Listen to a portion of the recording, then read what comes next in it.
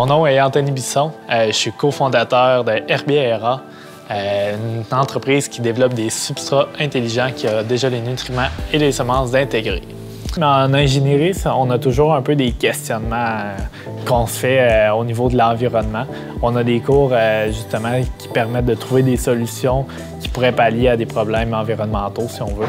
Puis c'est un peu de là qu'on a commencé un peu notre réflexion à voir, OK, bien, comment on pourrait réduire justement l'impact environnemental sur la chaîne d'approvisionnement alimentaire.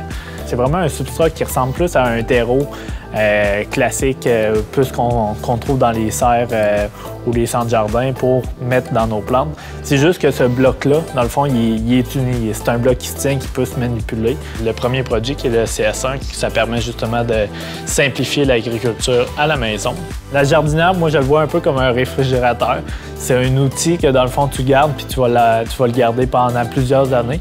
Le substrat en soi, c'est vraiment le bloc que, dans le fond, ta plante, elle va pousser dedans. Dans le fond, ça a une durée de vie d'environ 6 mois. Une technologie qui permet justement de pallier à d'autres problématiques qui sont actuellement au niveau de la main-d'œuvre et des connaissances, là. Notre visée de l'application était vraiment de donner des astuces à la culture, vraiment aider les gens qui n'ont pas nécessairement le pouce vert à faire de la culture à la maison. Ouais.